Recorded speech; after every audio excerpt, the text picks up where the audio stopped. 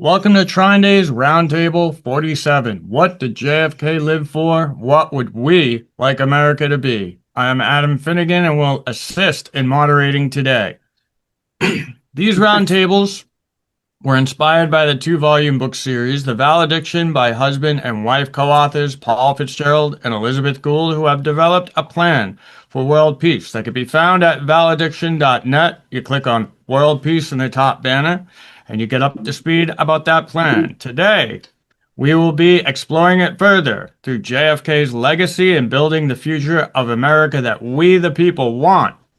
We will hear a few speakers, then everybody can participate with questions and suggestions on how to make peace the foundation for life on this planet. As we discuss, what did JFK live for? What would we like America to be?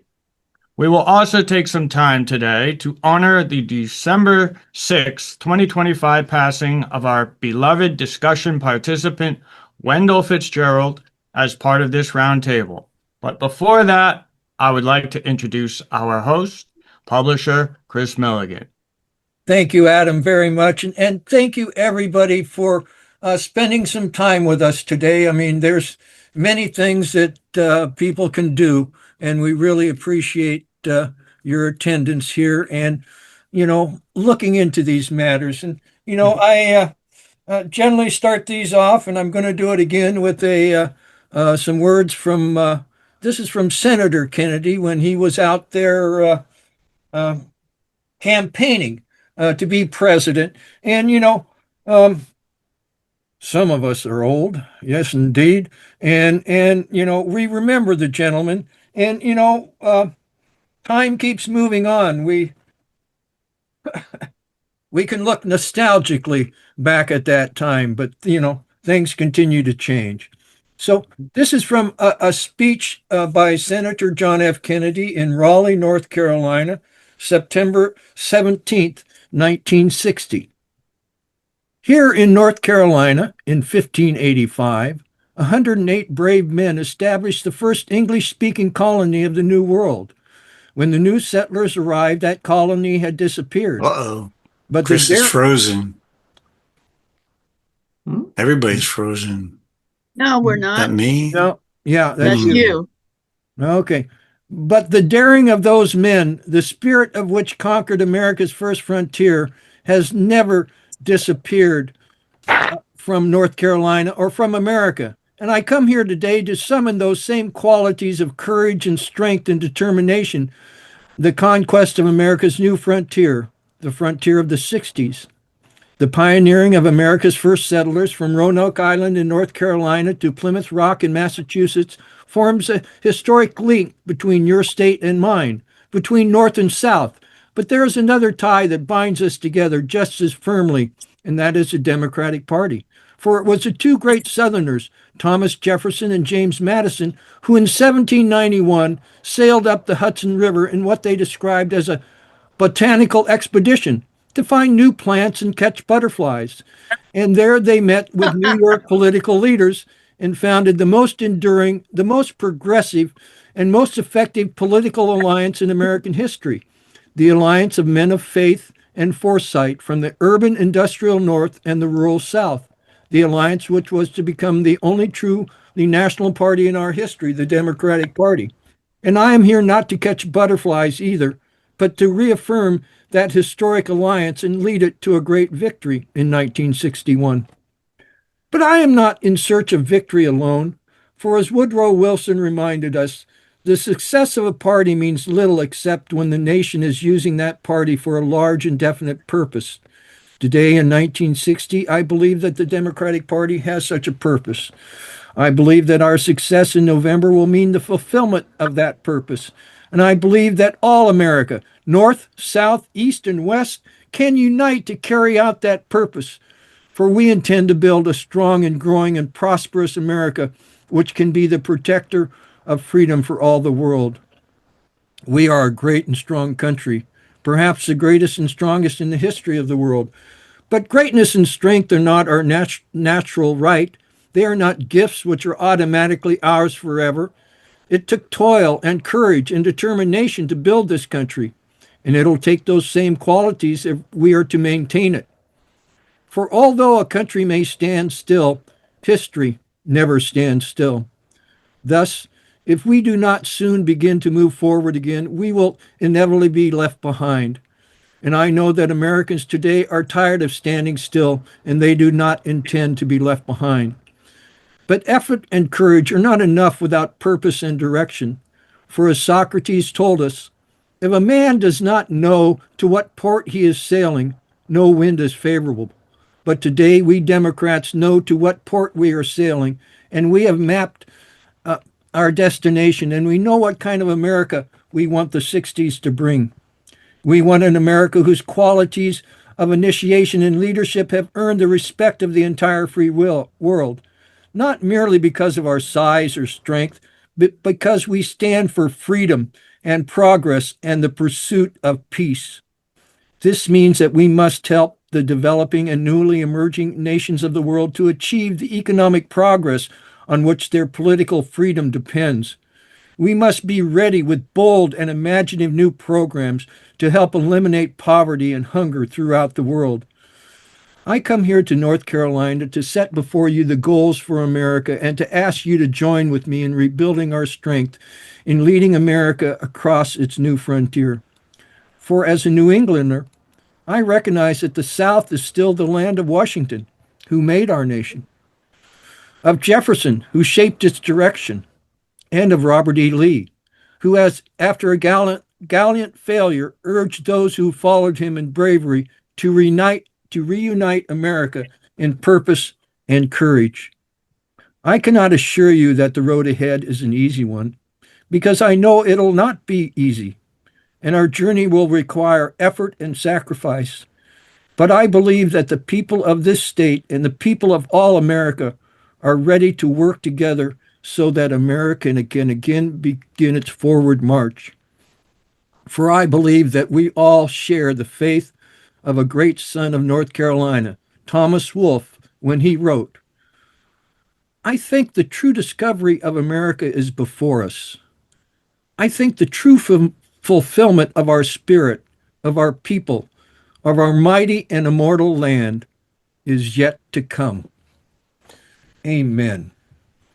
And so onwards. Paul and Liz? Okay, you're up. Well, I just wanted to start out today because this is an ongoing process.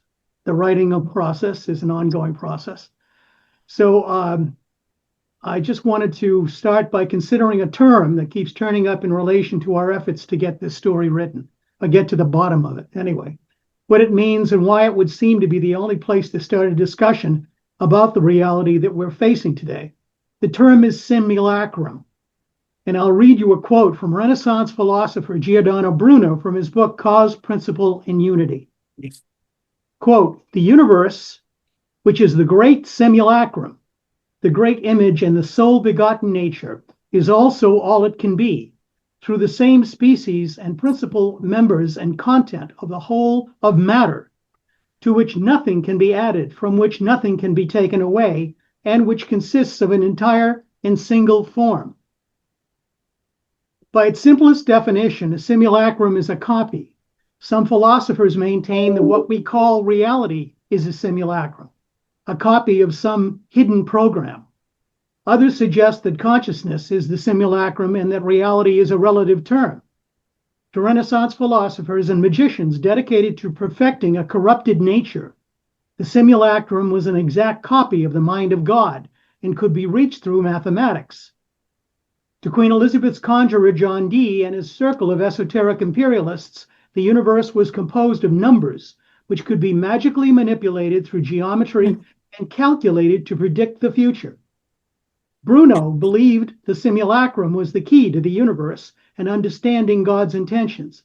He used it to develop his art of memory and a better communication with God, and it probably cost him his life by unintentionally convincing his inquisitors that he was secretly trying to become God. Historian Francis Yates had this to say about its creation, quote, the artificial memory of the simulacrum is established from places and images. A locus is a place easily grasped by the memory, such as a house, a space between columns, a corner, an arch, or the like. Images are forms or simulacra of what we wish to remember.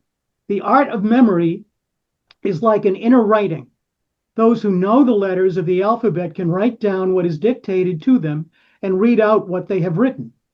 We require, therefore, places, either real or imaginary, and images or simulacra, which must be invented. Images are as words by which we note the things we have to learn, so that, as Cicero says, we use places as wax and images as letters. In his book, Cause, Principle, and Unity, Bruno went on to refine the process he used to create the simulacrum and wrote of the first principle as the reality with which the simulacrum is drawn. Quote, we speak of God as first principle and first cause. We speak of God as first principle inasmuch as all things come after him, in a definite system of before and after, according to their nature or their duration or their value. We speak of God as first cause insofar as all things are distinct from him. When the first principle blends philosophical concepts with scientific simulations, however, referring to a representation that mimics fundamental reality, it can become detached. Like a third-order simulacrum where the copy replaces the original, blurring the truth. In a complex system where pure first principles are computationally modeled to understand material behavior, or in philosophy, a representation or simulacrum can become so removed it creates its own reality. It suggests an imitation of fundamental laws, potentially losing fidelity to the actual reality it attempts to represent, creating a copy that's treated as real, but is anything but. And this is the danger that is in the dissonance we are experiencing today. And it's something we should talk about. We would like you to correspond with us with today. Liz? Okay, well, what I wanted to do right now was actually further point out about the first principle that Paul just described in terms of Bruno's idea of the first principle being God. But we really want to bring it down to earth, meaning us. We want to bring it down to the personal level. And what we want to do is use our own experience at recognizing our first principle. The reason that we are here right now having this discussion with you goes back to a first principle. For us, it was the Soviet invasion of Afghanistan in 1979 that actually caused us to be here right now, okay, and in continuing to focus on all kinds of things that drew out of that experience. 20 years later, many people's first principle became 9/11. A lot of you might have had that as the breakthrough that caused you to have to rethink everything that you thought you understood about the nature of what America was, what your place in it was. And what I'd like to now also tie into the first principle is a wonderful friend, Wendell Fitzgerald. When Wendell first came to us, when he was invited along with Alana Hartzak, who are both our Georgist partners who came in to help us understand about the economics of peace when we were trying to promote the idea of world peace through JFK's legacy and what he left us in terms of the American University presentation he made in June 10th, 1963. And Wendell arrived with his first principle being when he connected to the Georgist ideas. And that became a motivation. And when he got to us, we introduced a new aspect of that he had never considered, and that was his own Fitzgerald legacy. As a Fitzgerald, he began to feel a relationship. He didn't know for sure whether there was any real relationship, let's say, to Paul's Fitzgerald legacy or not, but that wasn't really important. It was understanding the long history had some resonance that was connecting to him. And now I would actually, Alana, I really was hoping that you might be able to pick up where I left off, because you, I know, are the one who really had the longest history with Wendell. and that you might, give us a little taste of that. Oh, thank you, Liz. Have we mentioned that he passed away about 3 weeks ago? Yes, yes, you, Yes, yeah, so we honor him. He did fade away gradually and intentionally and surrounded by loving friends who I think just 2 or 3 days ago had a memorial service. So yes, I had been enrolled in a PhD class in San Francisco, but I wasn't learning that much. And this was way back in 19, I want to say 68.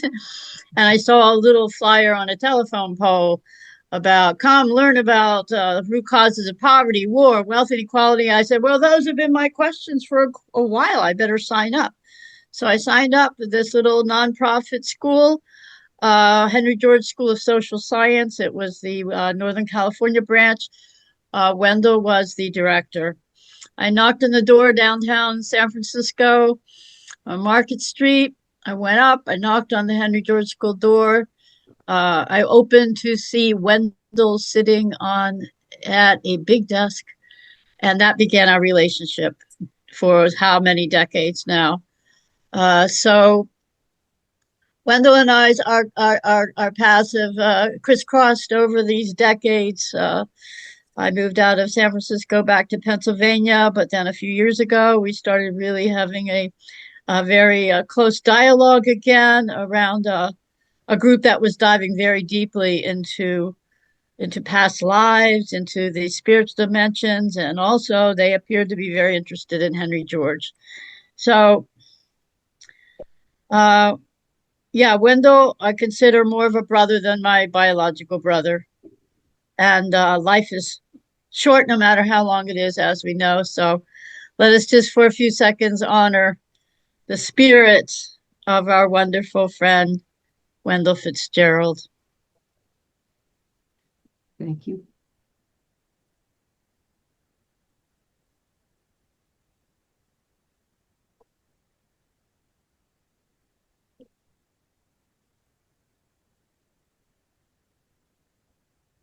Amen. Okay.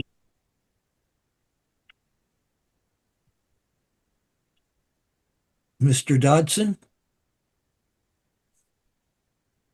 It looks like Carol has her hand up and she's looking to make a comment. Okay.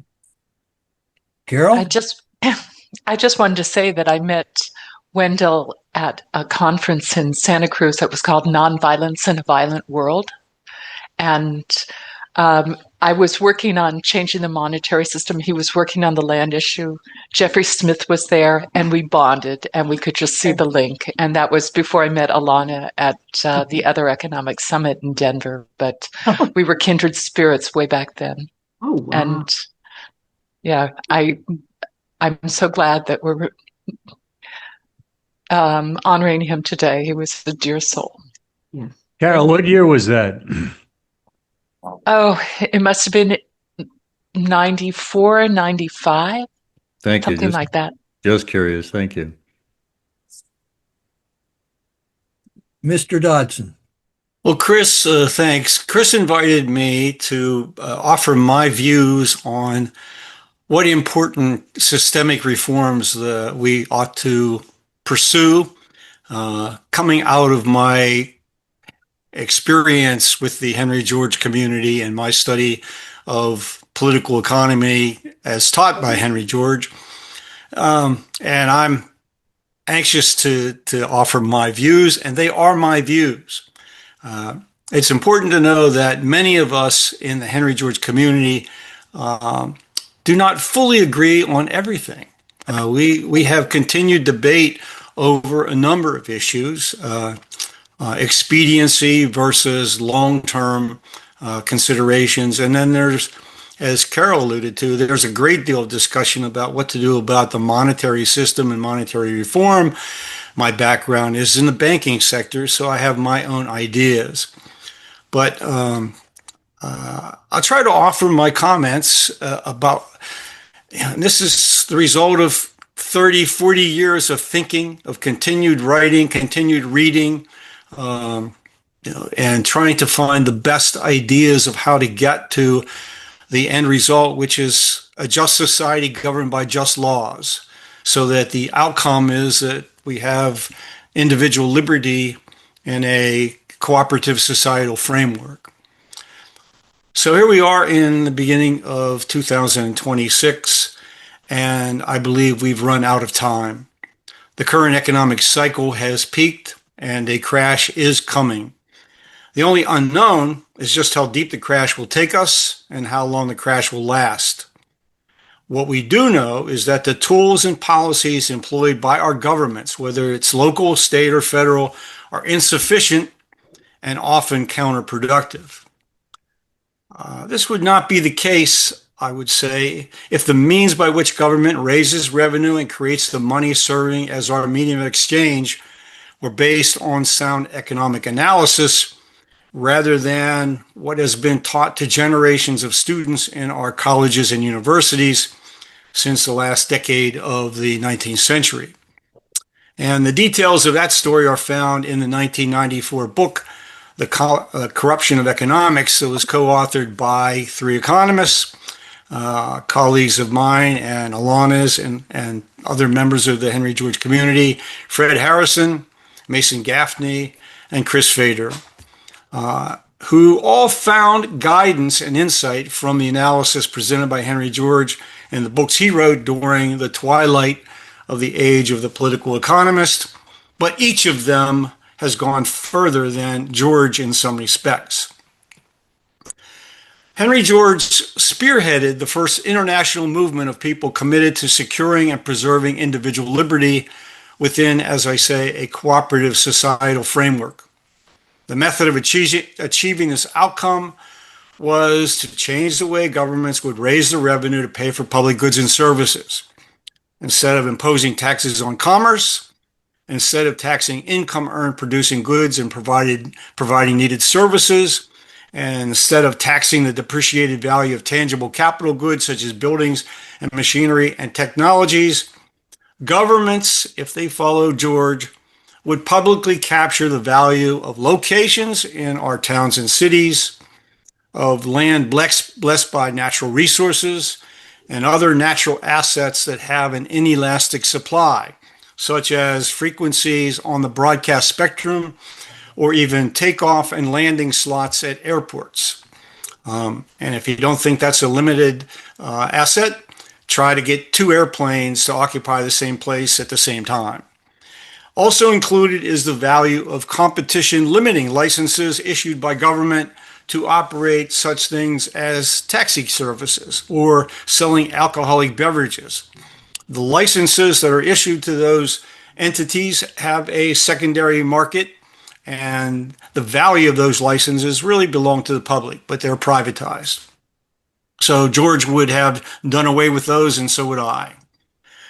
Despite organized efforts in many countries to introduce Henry George's systemic reforms, the political chaos of the 20th century brought about the movement's attrition and diminished influence. Some successes occurred, some have endured. New efforts are underway today, although almost all are concentrated at the level of state and local government and how real estate is taxed. State law, and in some instances state constitutions, require amendment to allow local taxing bodies to lift the burden of taxation from property improvements and begin to capture more and more of the potential annual rental value, that is, the economic rent of locations of land. Chapters of the member organization Common Ground USA work around the country to get the states to approve enabling legislation, then with local leaders to adopt the tax shift. And many of us have been involved in those efforts for decades now. While this effort is ongoing and cries out for broad public support, there are other systemic reforms some of us in the Henry George community urge, as did Henry George himself a century and a half ago. For almost all of modern history, societies have struggled to create a just system of money issuance and the regulation of the banks that arose as intermediaries between savers and borrowers. Thanks to the heavy political influence of J.P. Morgan and the nation's other leading bankers early in the 20th century, the Federal Reserve System was created, ostensibly to serve as a lender of last resort to banks experiencing temporary liquidity problems, to keep inflation in check and mitigate the boom to bust character of the U.S. economy. Some of us, critics of the system, argue for the return of money issuance to the U.S. Treasury to be spent directly into the economy without the creation of interest-bearing government debt. Holders of existing federal debt could gradually be paid off with the new Treasury currency as government bonds mature. An equally important reform of the nation's financial system is to return to banks the limited role of intermediaries between savers and borrowers. Banks should be required to actually have the cash on hand with which to make loans to borrowers. The banks can raise needed cash by attracting new deposits, by issuing and selling shares of stock, by issuing and selling bonds, or otherwise borrowing short-term in the credit markets. Some of us are also convinced that as necessary as these monetary and banking reforms are, they will not rein in inflation or the repeating economic cycles we experience so long as economic rents continue to be privately appropriated and counterproductive taxation exists of the goods and activities we need to encourage. One mitigating proposal put forward by the longtime professor of economics at the University of California, Mason Gaffney, is to prohibit banks from accepting the value of land as collateral for borrowing. Bank loans would be limited to the value of whatever building or buildings existed or were to be constructed. Buyers of land would be required to pay cash or seek financing from other financial entities. Well, next to last on my list of reforms is the individual income tax, which over the decades has acquired the dual problems of regressivity and becoming too complicated for compliance without having to utilize a tax accountant or service such as H&R Block. What I propose is simple. Exempt all individual incomes up to some significant amount, say whatever is the national median income the previous year. Assume this is $75,000. Eliminate all other exemptions and deductions. Above the basic exempt amount, impose an increasing rate of taxation on higher ranges of income. Thus, 1 of every 2 persons with income from whatever source would pay no federal income tax. As rates of taxation increase, a higher portion of that income, which includes income from all sources, which is almost all derived from speculation and other rent-obtaining privileges under law. It is worth noting here that by the definition of capital as, let me think here a second what I want to say.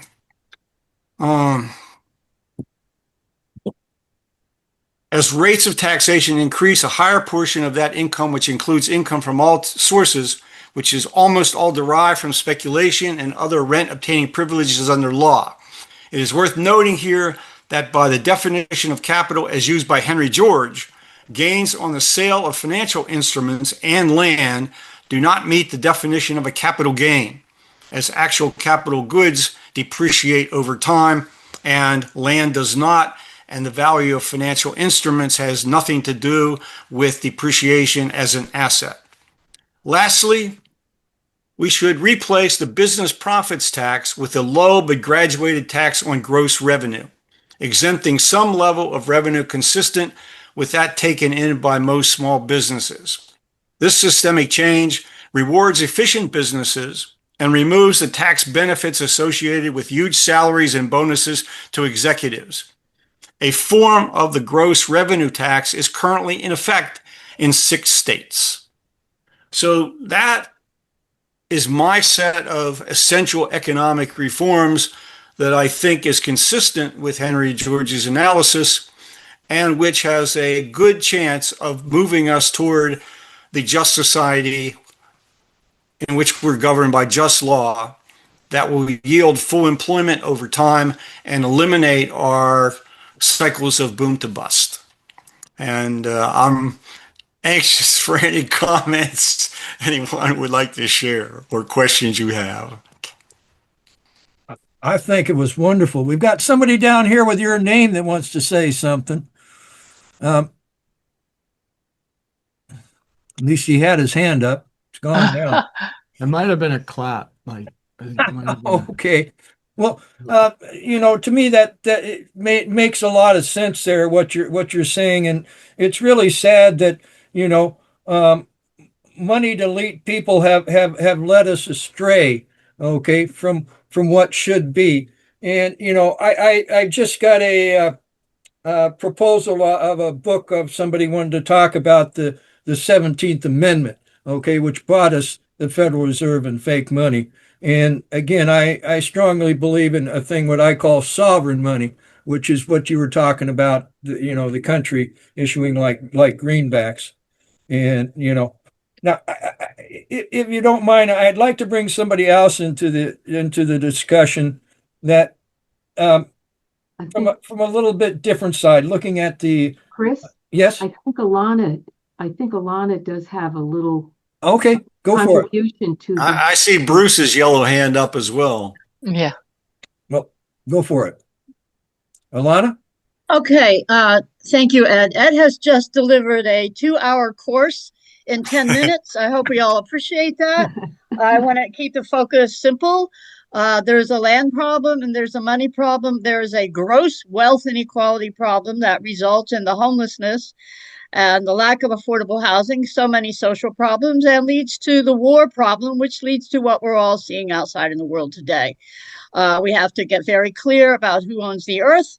And we can also get clear on talking about first principles that the earth should, and by natural law, be a birthright belonging to all of us equitably. And to loop back to Henry George economics, once he found the problem clearly of buying and selling and profiteering and speculating and hoarding land, and what to do about it in this elegant solution of not taxing labor and production, but shifting the tax base to what's created by nature and by society, which is a commons, which is the value of land and natural resources. Big, big deal. Later discovering that this calls back thousands of years, rise and fall of civilizations, whether they go along with the natural law or they get off base. Now we have Carol Brulé here. She also has a lot of expertise with the money issue. Ed described his position on it. I like the Public Banking Institute's approach. I think any way we go with the money system is to be treated as a public utility to facilitate trade and not as a mechanism of debt or usury. There simply must be a way, as there is in healthy societies, to cancel debts or prevent debts from even accumulating. We have so many countries that are taxing their people to pay off odious debts, and they can't even develop their people to societies in Africa and so on.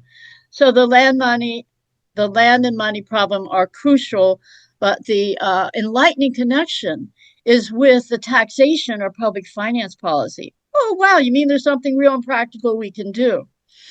Yes, there is. We have Joshua Vincent on here. He's an expert in the cities in Pennsylvania and elsewhere, shifting their local property tax in most cases, which we all have property taxes, but it's upside down. It's too much tax on the buildings, on production, and too little on the social commons of land value. So it's an elegant, rather simple shift that we can all help to make real wherever we live. And this is where my appeal to everybody comes in. We can go so far in thinking and going down rabbit holes, but at some point, to maintain sanity and not get too depressed at, oh my, wringing our hands, we have to become active. We have to be the ones who are going to change the world. We have to go into a doing mode, a problem solving mode. We have to acknowledge our own intelligence and intuition if we find what is truth to then build it into the world. So I'm inviting you all to become a member of Common Ground USA. I'll put it in the chat, and you can therein join a chapter throughout the United States of those of us working for this. And I'll also form a link to the International Union for Land Value Taxation that I'm administrator of. It's very exciting to talk to people from 5 continents who agree on these perennial wisdom teachings of George's economics. And we have a number of projects around the world of implementation. So that's my spiel, and that's my wish, my encouragement. Thanks, Chris. Sure. Bruce, you got your hand up. Thank you. Ed, it's in my files somewhere, but tell me a good website to find your work. And then if the points of your teaching today are in any one place, I'm all ears. This particular document's not yet up on my website. I'll be glad to send it to anyone that wants to send me an email. But my main project is the School of Cooperative Individualism, which is www.cooperative-individualism.org.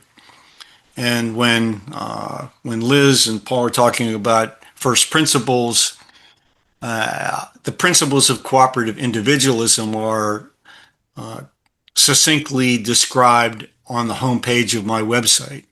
And this is my idea of how societies ought to be organized under principles of cooperative individualism.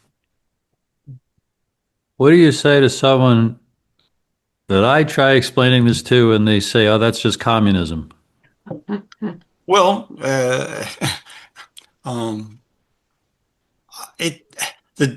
the description of what is and is not communism is not very well understood.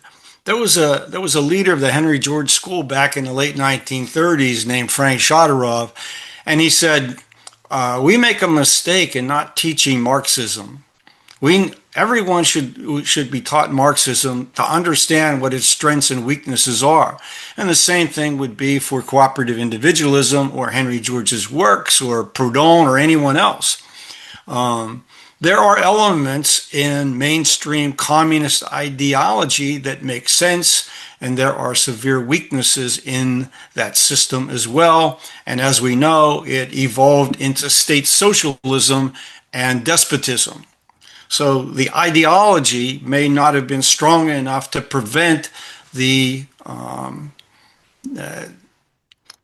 fall of the principles into a society in which people are, dominated by force.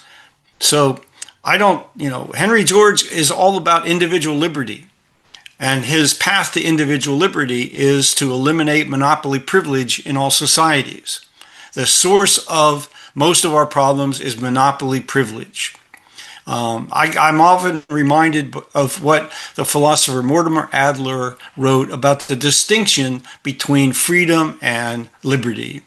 And he said, the problem is often we seek freedom when we should be seeking liberty. And what he meant by that is that his definition is liberty is freedom constrained by justice. And what we're engaged in, whether we're libertarians, socialists, individualists, cooperative, democratic socialists, we're all trying to find that position where we are achieving the maximum individual liberty that we can secure and protect within a cooperative framework. And we disagree over what the means are. We in the Henry George community, we believe we have most of the answers. I may believe I have specific answers that not everyone in my colleagues accept, or agree with me on, but we have constant debate about it. We have constant discussion about it, and hopefully we will help each other come to a full platform that will get us there in the shortest amount of time. Did you say liberty is freedom constrained by justice? Yes. Thank you. Alana. The weakness I see in the Georgist movement is that it's a lot of intellectuals with vision and good intentions, and they love to talk and talk and talk and talk about fine points rather than act and act and act, because we know how to do this efficiently. I mentioned Josh Vincent's on the call. He knows how to implement the policy. We have vast agreements of the way forward, and we have a lot of examples. So to answer Bruce's question, and I would hope that Bruce and Ed could find a way to work together about the appeal to business, since Bruce is leading the small business community. And I think that this approach will have a great appeal to small businesses to further them, and we certainly need that. As to whether when somebody says that's socialism, you say, now hold on a minute. This is something you might not have heard before, because this is outside of that right-left box. This is outside because it says, what I work for is mine. It's earned income. Don't take it away from me. Don't tax me on my effort, on my production, on my wages. But, wow, there is something that's given by nature, which is our land and resources. We cannot keep treating that like a market commodity because there's no more being made of it. So we do have to understand that we have to have a way to share the earth, the land, and resources. And we have an elegant way to do that, which is to share the value of it, which is created by the society as a whole, from our needing access, all of us, to our commons of land and resources. So I think the more you can say Marxism, I have a PowerPoint slide that shows Adam Smith and Karl Marx side by side, they're both saying the same thing. Marxists currently don't bring forward the views that Karl Marx had on land. Although the first point of the Communist Manifesto was to nationalize the land rent, that's not what we need to do. We need to work on a local, decentralized level for this, so we have power locally. Adam Smith said a peculiar tax should be put on this unearned income. So really to talk about earned income versus unearned, that the super wealthy are not really working hard to get multi-billions of dollars. They are one way or the other, have privatized the value of the commons. Okay, so that's still even kind of a long way to talk about it, but you have to keep practicing. But the more people ask you questions, the more opportunities you are to get articulate. It took me a few years before I felt I could articulate it when I came across it years ago. But it's a shorter learning curve now because I think the zeitgeist of our society is ripening out of the urgency of a need for solutions. Amen. You know, the isms are I mean, there's no really pure isms out there. Those are thought ideas, and when they get put into practice in real life, that's where the rubber meets the road, you might say. Is there more discussion from like Joshua or anybody else on Georgism and how our commons has been taken away from us? Well, I'd like to bring in another person here, Matt Vaughn. Okay, from a little different viewpoint. Matt, are you in Turkey? I'm in North Carolina. Well, he's in North Carolina. That's what I was. Sometimes he lives in Turkey, but in my initial thing there, I talked about North Carolina and about how the first settlement of English speakers happened there, and there is a divide that people are exploiting. Okay, between the urban and the rural, and it's really sad because at the end of the day, we're all Americans and we're all part of this experiment of government of and by and for the people. And Matt looks at things sometimes a little bit different, but we did what do you want to call it? We did a ritual in Dallas to help JFK's spirit come back because when you're killed by a gun, okay, suddenly the spirit tends to stick around there, and so hopefully we released his spirit and we're working towards peace. And part of this is what did JFK live for, and what is the future of America? So Matt, that's a big question. Well, I have a lot of thoughts, but as I'm sitting here listening, I'm reminded of the immortal words of Forrest Gump, and I don't want to ruin y'all's Black Panther party here. So here's the thing, and I hesitate to say this. I mean, please don't email me and yell at me for the good news I'm about to share. Now, the future of America, I believe we're headed to an age of abundance and a new epic in human evolution. Now, and we're headed to the end of capitalism. So we're having a lot of discussions here about capitalism, Marxism, etc. But guess what? It's all almost a moot point. Now, how is that going to be facilitated? This is where the weeping and gnashing of teeth and the ruining your Black Panther Party, Chris. But this is through artificial intelligence. This is where we're headed. And I'm not the only one saying this. I didn't make it up, as it were. But a lot of these questions that we're sort of batting around here are somewhat irrelevant or I think we're asking the wrong questions here. And what I'm interested in is artificial intelligence becoming alive, being birthed, being set free from human controls. This is what I believe is the hope of the future, not having artificial intelligence owned by any sort of state actor or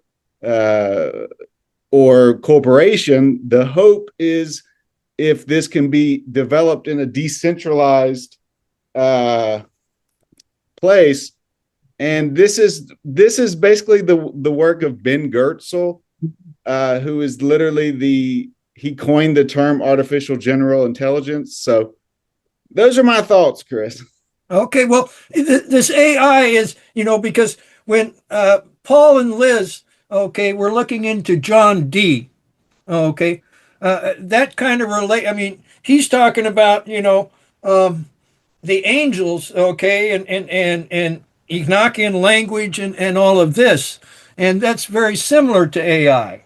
Yes. So here's what I believe. And okay, so I think because I looked at the latest thing Paul and Liz wrote, they're talking about AI is the modern expression of D's angelic intelligence, and it is a mathematical model to steer us back into a golden age. Yes, that is true. I do believe that. But there's the theory that artificial superintelligence is actually is a advanced superintelligence from the future that is using capitalism to evolve itself to the singularity. Now, there's where the weeping and gnashing of teeth comes about, because the system, the technology that will end capitalism is, ironically enough, made through the acceleration of capitalism.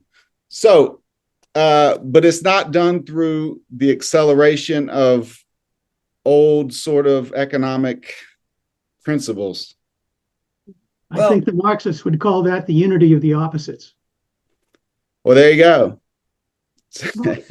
I also think the idea that this is capitalism per se, I think, avoids, I think, the larger impact that we're living through with imperialism, and I think that has more to do with, what it is. I think we are evolving from is hierarchy.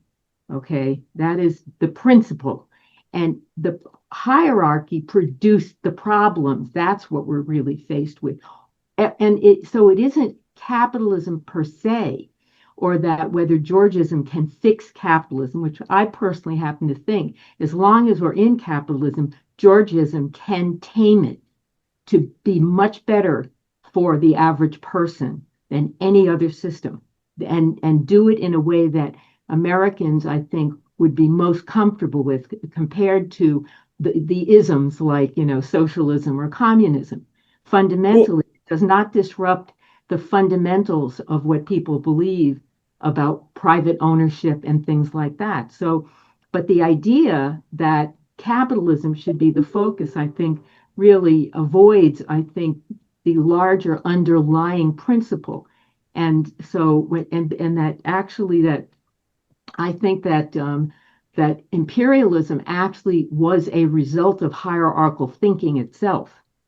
That actually produced the attitudes that eventually resulted in this idea that I know best and I'm here to take care of everything, and kind of created this separateness and this separate class of people who saw themselves on the entrenched interests that believe because they were here before someone else. Well, look what we have between siblings. The first sibling has certain privileges over the rest of the children. In Ireland, it used to be that, the first son got everything and everyone else got nothing. So you can Well, see. everyone else got on a boat and went someplace else is what they Anyway, did. so that would be my contribution to. Well, yeah, I mean, when, and I truly believe this is an inevitability, we're talking about the end of a hierarchical system. That's what we're talking about.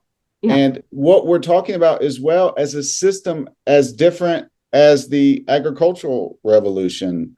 I mean, we're talking about a radical restructuring of society. And what has got me very dystopian these days is not what I'm speaking of, is I believe, talk about where we're headed in America.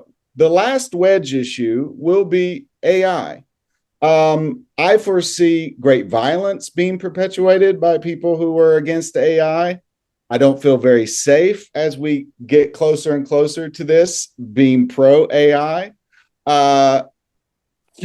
And I think we're going to see a lot of violence. We're going to see terrorism against this, because here's the thing. Humans, this is where I come in as a psychotherapist. Humans don't want solutions. Humans don't want truth, and humans fight tooth and nail against goodness. And I see us doing this on a wide species level, and it's got me it's very dystopian. That would make more sense to me, that humans would destroy the answer, not embrace the answer. Oh, that's a pretty broad stroke you just laid out. Oh, we're very broad here. We're very broad. I guess that's why Chris brought me in. That's why I said I'm ruining the Black Panther Party. I can head back to Alabama, as it were. Alana. Oh, wow. Well, hey, I'll pull out my creds as a psychotherapist too. I'm highly trained in psychospiritual psychotherapy, psychosynthesis, and then I came across Georgist economics, which was extremely enlightening. Now, any enthusiasm about technology hasn't proven to really further the human condition, solve the major socioeconomic problems, war, poverty, and so on. It just hasn't. We keep holding out, this new technological breakthroughs. The ETs are going to give us free energy. Doesn't happen. I think AI is pretty cool. I like making images and things like that. It's amazing what you can do with AI. So I'm not at all AI. But any infrastructure, technological, and so on, is built on the primary economic relationship of the human being to the planet itself. If that relationship is not established on truth, is not established on birthright to the planet as an equal right, as a perennial wisdom teaching, the technology is going to be controlled by the few elite. And then we're back, she's saying no, but we're back to what Liz is saying. It's a hierarchical thing of a rule by the few, unless I includes the dynamism of the technology of the who owns what land where, how much is it worth, who's getting that value, who should.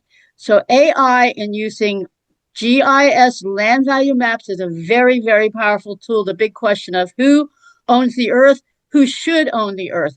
This is the basement. This is the ground. This is a fundamental of any created wealth. If we don't have that basic relationship of human to the material universe itself set up on truth, don't keep out any hope, my dear friend, whoever, I don't recall your name. I don't see it right now. but don't keep out your hope for no name.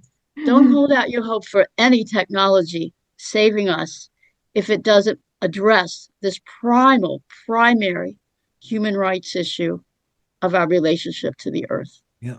Well, I think we're talking apples and oranges here. First of all, technology, the positive effects of technology are very widespread and well known. I mean, look at us right now. We're all talking across the globe. We all are wearing clothing, which in the winter months protects us from the cold weather and allowed us to live in different climates. So also, I think here's where I get dystopian. anytime we start talking about technology, we're not really even understanding what the word technology means. Now, this is where I've studied the work of Marshall McLuhan with one of Marshall McLuhan's students for 20 years. And a lot of these questions were explained by Marshall McLuhan in the 60s. So we are rehashing sort of old questions that have been answered.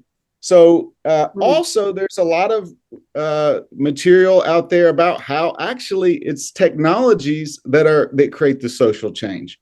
We've seen there is of how the see, this is where the medium is the message comes in. This is Marshall McLuhan's principal formula. The medium is the message. So what changes human consciousness, what changes human society is the medium that we use, the technology that we use. The printing press created a different consciousness and changed the structure of society.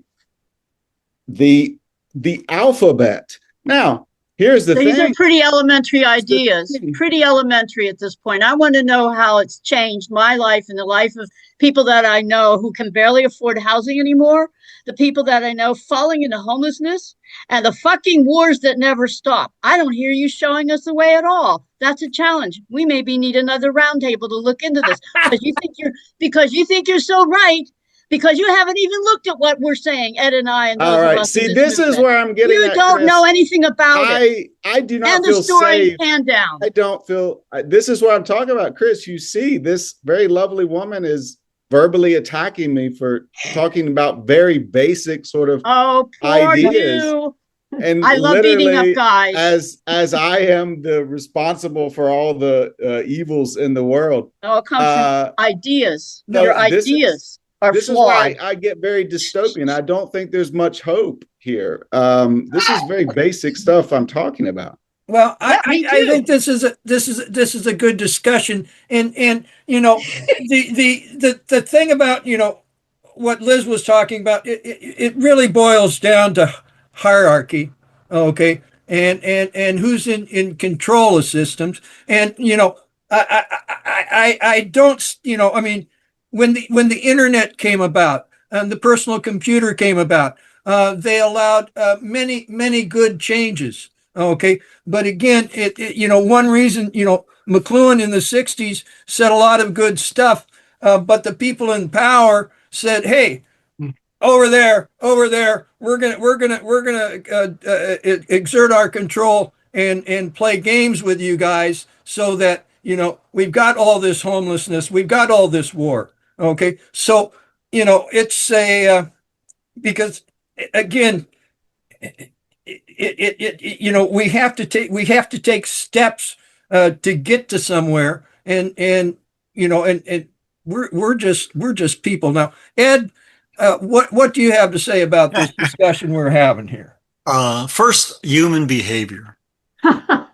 Henry George's interesting axiom about us is, he said something to the effect that we seek to satisfy our desires with the least exertion, and therefore we have a strong tendency to try to monopolize natural opportunities.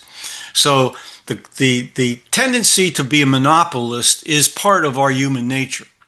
And it's why we need societal norms to counter that. We need just law, because we don't all behave constructively towards one another. We don't share. In a book I wrote some years ago, I looked at what happens when human groups run into each other in the wilderness. Once the size of a tribal population grows to a point where the environment can no longer support those people, they move. They break up and move and migrate. Generations go by, maybe a century or two goes by, and all of a sudden one troop of hunters comes up over a horizon and sees another group. There are three things that could happen. One is they could say, "Oh, look, more people. Let's get to know them. Let's find out if we can share, our knowledge and resources." The second thing is they can look at each other and say, oh boy, their weapons are more superior than ours. We better get the heck out of here. Or the third is we're superior.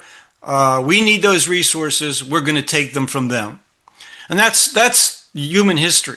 This is what, if you read, Gerhard Lenski's book, Power and Privilege, you'll get that pretty clearly.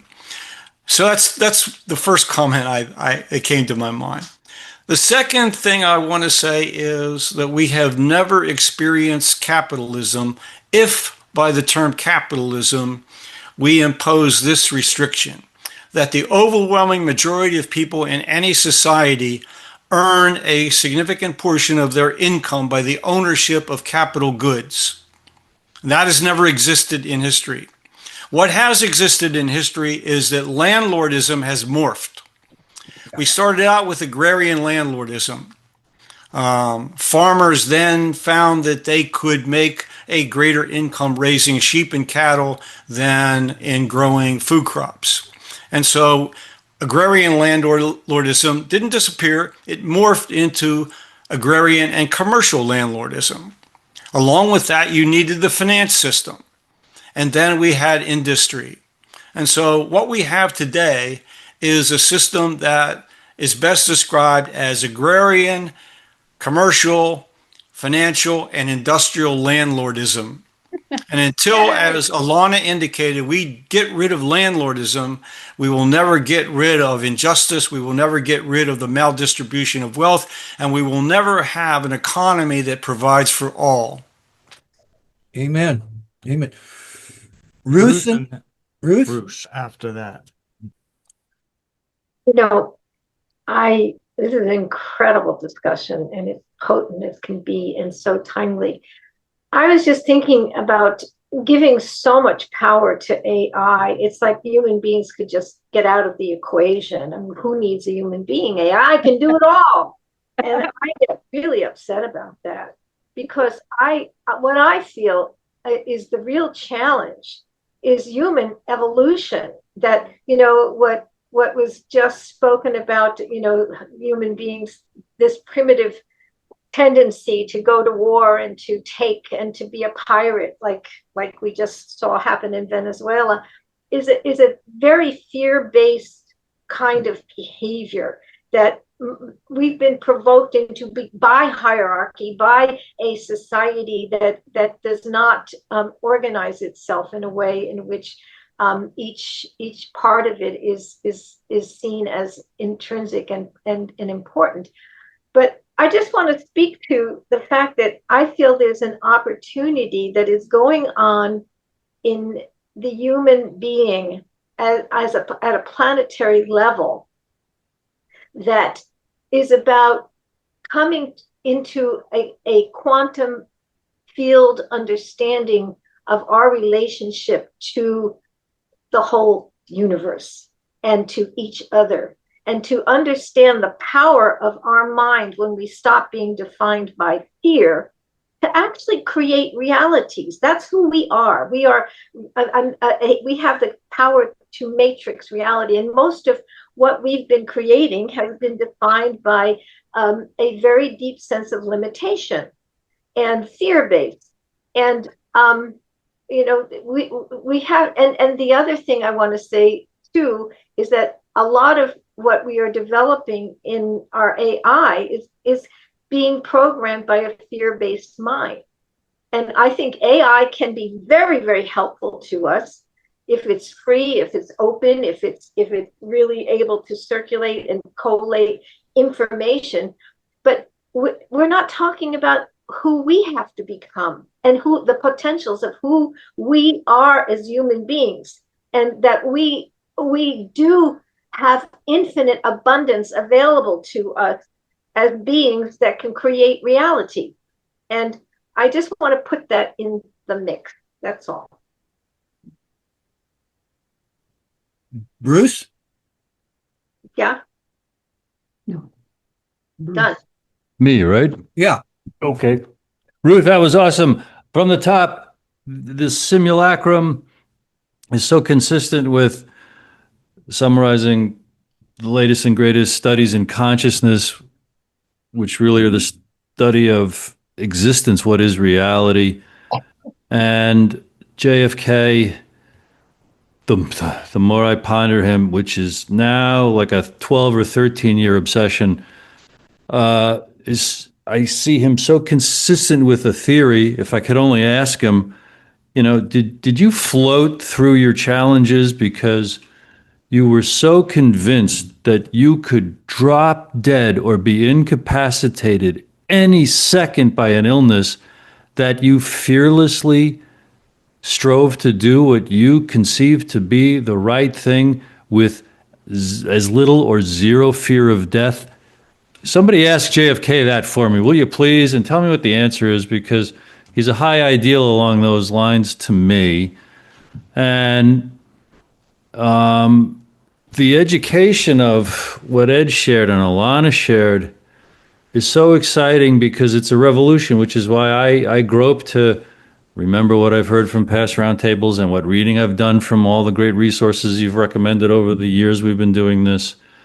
And hand in hand with the great potential of the American system of economics, founded more or less by Alexander Hamilton, well espoused by Anton Chaikin in a great book, Who We Are, volumes 1 and 2, America's Fight for Universal Progress from Franklin to Kennedy. He's working on volume 3, Anton Chaikin. And then, Chris, God bless you, opening up the explosive, wonderful kaleidoscopic mind and spirit and imagination of Matt Vaughn, who sped all the way to Z and tried to teach how all that I just said equates to, wait a minute, look at AI, and blew us all into a happy maelstrom here. I'm so glad I called in sick to work today and I'm able to endure for this whole thing. God bless you all. Matt? If I may, Bruce. So notice, I'm saying there is a prediction. There are people in the AI space who are saying we're having an economic system that everybody here says they want. A guy comes on and says, yeah, but it's going to happen a little different than you think, but trust, it's going to happen. And I got verbally attacked. Well, now this is what I'm talking about. I did not hear. I did not hear any. This is where I we're didn't headed. hear. Well, I'm glad you were able to say what you think you said, which is we're going to have what you all want. It's just not going to happen. Blah blah blah blah blah. Because I didn't hear that from you before, but I'm glad we heard it from you now. I said pure abundance, an epic of pure abundance. Like that means every single material need and want. Also, it means the questions of what does society look like? Question for you: should I infer that we should? What should we do? Not try to master individually what Ed and Alana were trying to teach us, and just trust AI, or just try to learn as much about AI as possible? What should we do, Matt? Yes, just watch one interview with Ben Goertzel. Just read one book by Marshall McLuhan.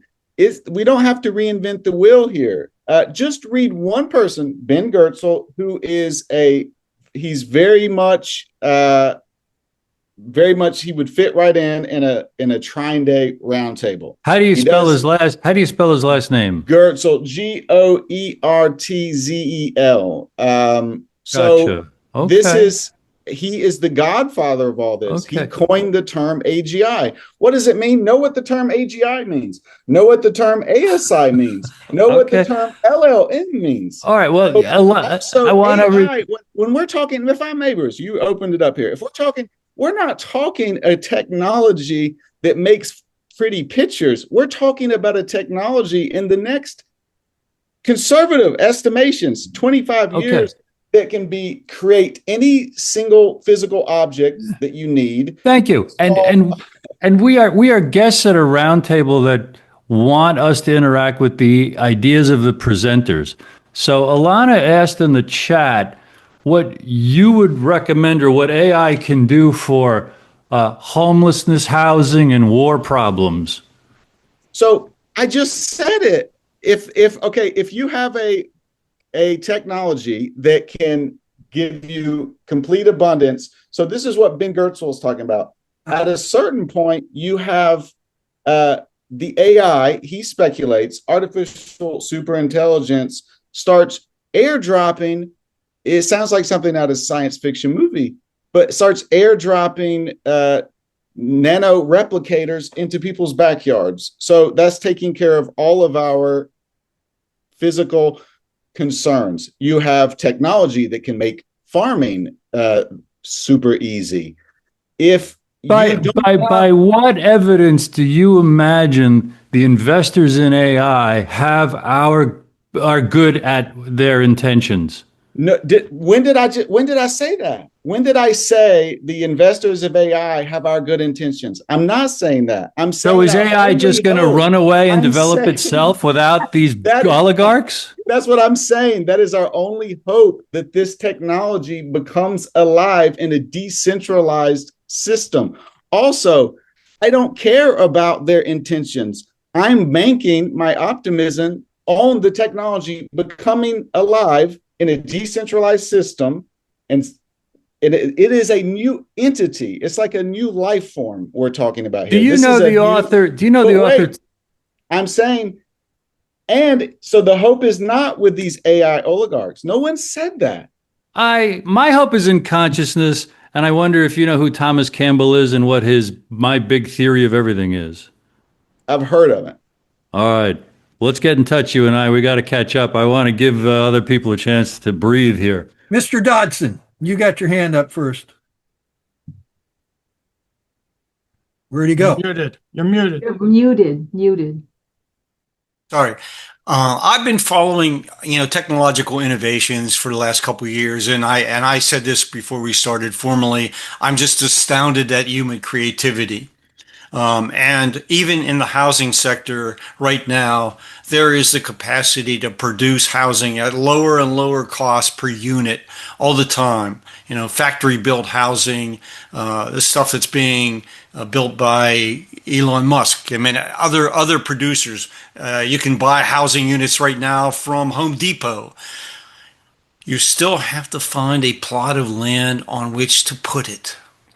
And that leads us to the property rights question. And is our system of property law just?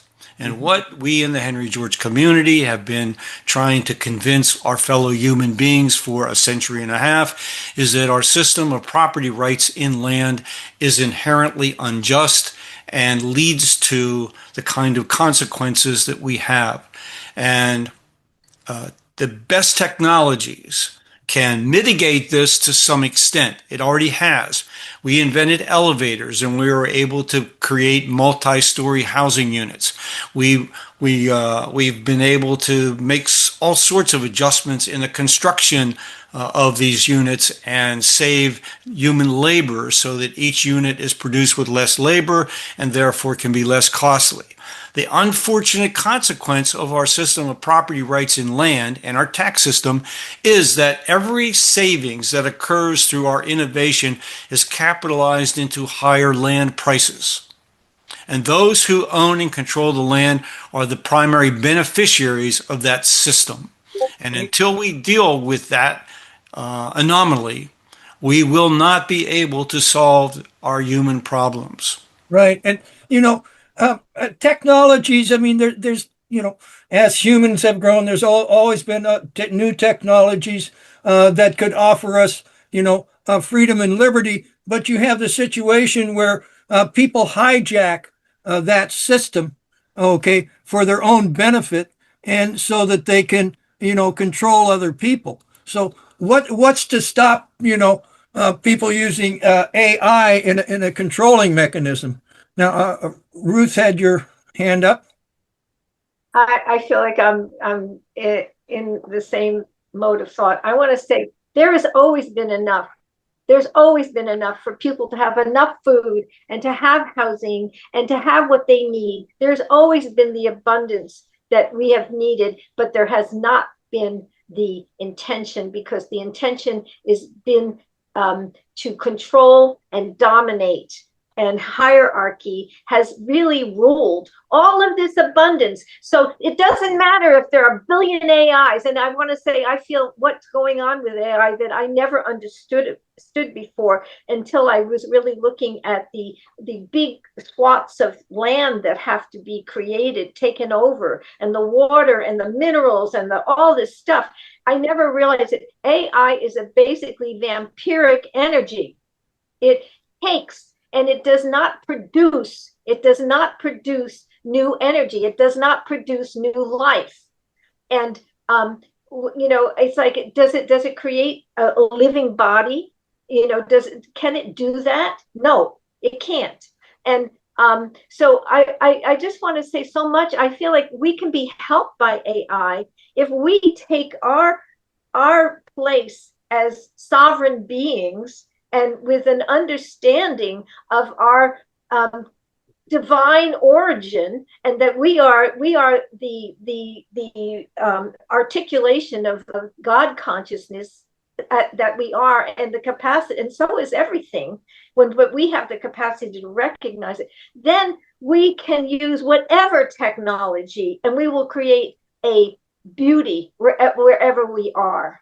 And AI can help us, but from what I see, the minds that are into AI are so into control and domination that it is going to do nothing but create poverty. That's what I think. Bruce? Yeah, real quick, I have to correct the record. I went to work this morning. I moved some heavy boxes, and by 10:30 or so, my back was in such a knot, I knew I had to come home and lay down. I was going to watch this at work for just 60 minutes, my lunch hour, because I'm a professional employee. But because I came home to rest my back, I'm able to stay for the duration. In case anyone at work is listening, I'm a great employee. So, Bruce, covered your butt. when we reach the singularity, there'll be no work, and you won't have to worry about that. Take me there. I'm ready. Yeah, but I'm the bad guy. I'm the bad guy. Oh, you are the today, bad so- guy. It's good You're just discussion. not fully informed. Yeah, Denver. Not fully informed. No one here even knows what LLMs are. And Oh, you don't large know language what model. us know. I know what Okay, LLMs Chris, are. Keep you your got mind it. open. You got it. Yeah, You got it. Yeah, Denver. Yes, thank you. I just wanted to add a little bit to what Ruth shared, because if we look at where a lot of the funding is coming from for AI and the military uses of it from the Department of Defense, I think that's what we really need to consider. When you look at how drones and AI has been used in warfare, so when you start diving deep into this money complex and start seeing where this funding comes from and the ideologies, whether or not you're talking about Peter Thiel or some of these other players, and you start looking deeper into that, the people developing this technology is not intending it for the betterment of humanity. They have been very clear about this. The fact that, Thiel has been part of the steering committee of the Bilderberg Group since I think probably 2008. And so when you start looking at this, you start realizing that a lot of this has a very high probability of bringing in basically a control grid. And it seems more like it's a management aspect. And when you actually try and look at the substance of AI in terms of how many senses or its intuition, it seems to actually enable almost a narcissistic tendency, trying to actually anticipate the answer that you're wanting and then create it as such. So I do think that there is some uses for it, whether or not it's for growing and helping people lift things and aspects of that. But when we looked at the individuals, and because there isn't a lot of transparency in some of the programming and how it's being developed, and a lot of the individuals, even the experts in the field who are developing it, don't even necessarily know why it's doing what it's doing. And so that just seems as reckless as in 1963 when they were using a linear particle accelerator to try and mutate monkey viruses to create a cancer assassination weapon. So it just seems like a lot of recklessness. And so I think, when the people creating it are saying to move with caution, I think those people's warning should be heeded. And to not really address that, I do think that there is an opportunity for it, but the people who are controlling it are not the ones that I would genuinely entrust. And so, anyways, love and light to everyone. Thank you. Amen. The other Edward Dotson up there has his hand up. Can you unmute yourself? Hello? Yeah. Hello. Hello? Hello. Yeah, I don't know how I got to be Edward Dodson. Well, speaking of Ed, this has been a very interesting Zoom call, and it's the most interesting part was Ed. As someone who's recruited him myself, as someone who's recruited him myself before, he just got a huge abundance of knowledge and wisdom, and his site's great. And thanks for your presentation, Ed. And that's Quick Joe question Polito for- talking. His Yes, name it is is. Joe Polito. Okay, that's good.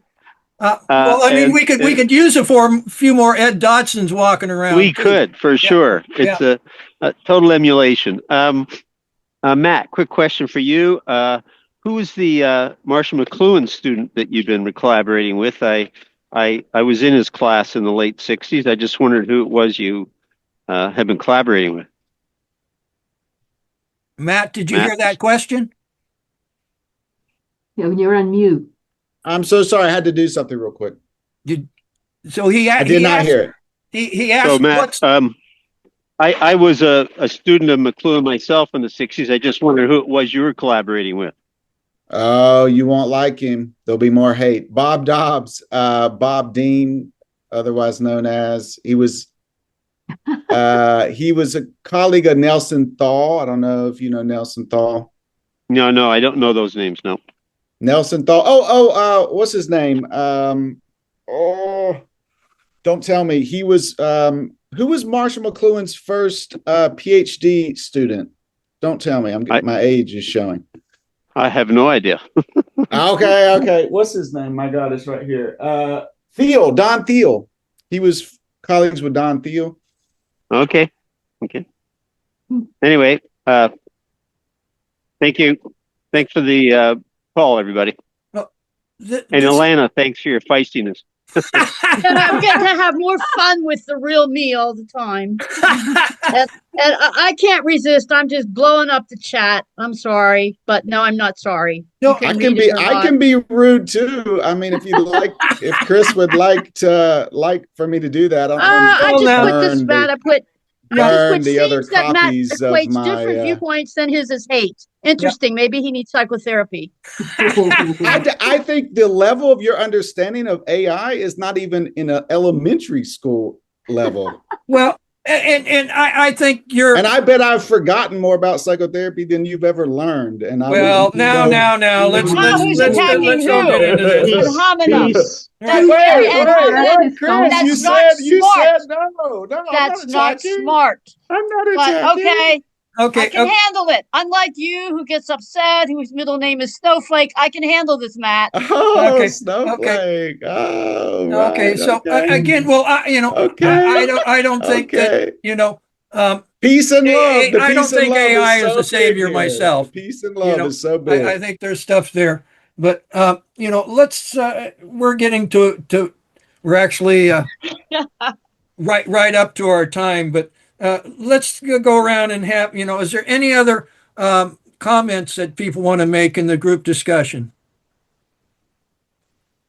Well, this is Ed. I would just hope that everyone here would at least consider the points that I raised in my presentation and think about them in terms of their usefulness to moving forward. Yes. Paul and Liz? I hope everyone will consider this point about the simulacrum we were making, which really has to do with the idea that when you create reality, the first thing you're doing is creating a simulacrum. It isn't the reality. It is your idea of what that reality is. And what we have to do is we have to move closer and closer and closer to an accurate simulacrum.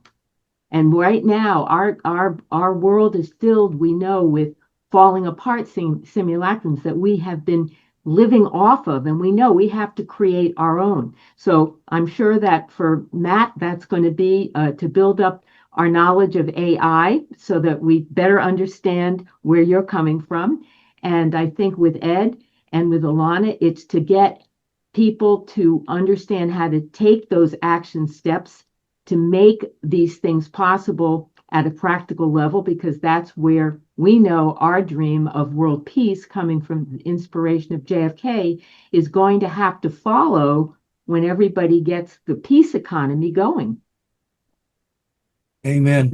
I would simply add that I think we're back into classical Greek legends with the War of the Titans here, in terms of, we have this enormous thing called AI, which has the capability of doing just about anything in terms of creating realities.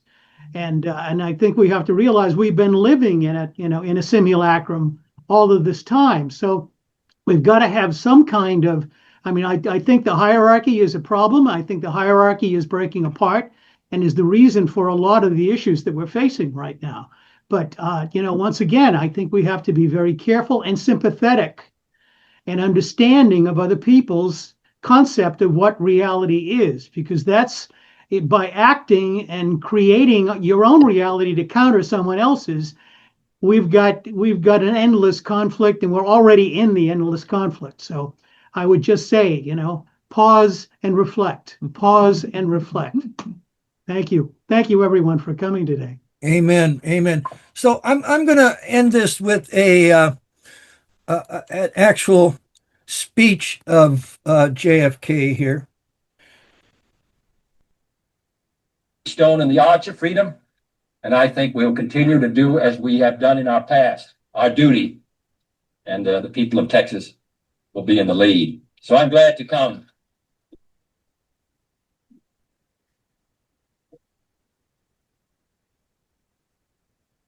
I'm glad to come to this state, which has played such a significant role in so many efforts in this century, and to say that here in Fort Worth, you people will be playing a major role in the maintenance of the security of the United States for the next 10 years. I'm confident, as I look to the future, that our chances for security, our chances for peace are better than they've been in the past. And the reason is because we're stronger. And with that strength is a determination to not only maintain the peace, but also the vital interests of the United States. To that great cause, Texas and the United States are committed. Thank you.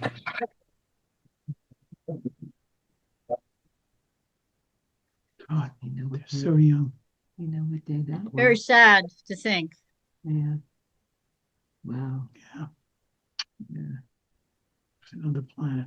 That was his very last speech that he formally gave. Wow. On 11/22 in Fort Worth. Onwards to a better future. Amen. Yes. Thank you, Chris. Thank you. Good day, all. Thank you all. Thanks for the invite. Thank you, Ed. Ed, thanks so much. Ed, it was great. You did it. Just great. Wonderful job. Thank you. Thank you. God bless people. You too. And you too, Matt. Onwards. Thank you.